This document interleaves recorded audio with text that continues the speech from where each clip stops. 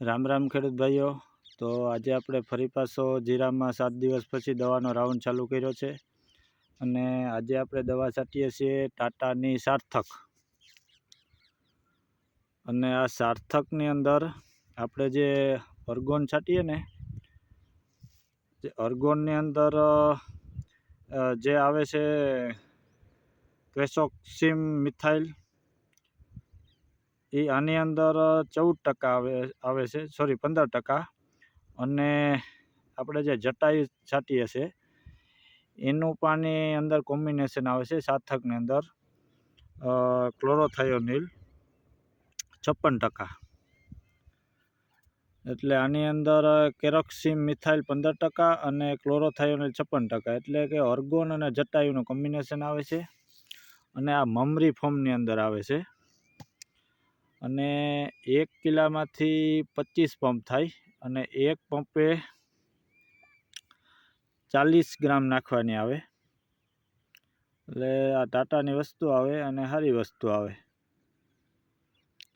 આ આપણે ચારોડી શરમીની અંદર, કાળી શરમીની અંદર, કાળિયાની અંદર અને બીજું આપણે ગ્રીનરી પર સારી રહીએ, દાણાની અંદર પણ સારું કામ આપે, એટલે ટાટાની વસ્તુ છે સારી આવે। અને બીજું ડાઇથેન છે મેન્કોજેબ 75%। અને આ છે પોટાશ।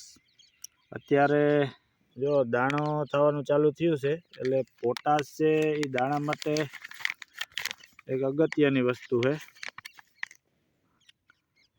એટલે આની અંદર પોટેશિયમ આવે 45% અને ફોસ્ફરસ આવે 12%। એટલે પોટાશ છે એ પણ દાણામાં સારું કામ કરે। અને આ છે આપણે કહેવાય ને થોડામાં જાજુ, આ નેનો ટેકનોલોજીનો આવે છે 001245 અને સનરાઈસી આ કંપનીનું છે।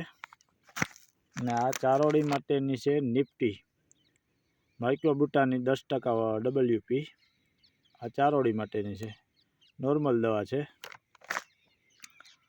અને આ છે સ્ટીકર ગોલ્ડ, અને 5 ml નાખવાનો, આ છોટાડવાની દવા છે। પણ આનું કામ બહુ સારું હોય, આપણે મોંઘી દવા નાખીએ ને છાંટીએ ને એટલે આને ચોક્કસ નાખી દેવાની, કારણ કે આ આપણે ખાલી આને ચોંટાડવાનું જ કહીએ, પણ આ છે એ આપણે જે દવા છોડવાની અંદર અડે એટલે આ દવા છે આખા છોડવાની અંદર પ્રસરવાનું કામ કરે। એટલે આ સ્ટીકર નાખવું પણ જરૂરી છે। એટલે આજે આપણે છાંટીએ છીએ ટાટાનું સાર્થક, ચારોડીની નિફ્ટી, પોટાશ દાણા માટેની અને ડાઇથેન। તો બધાને રામ રામ।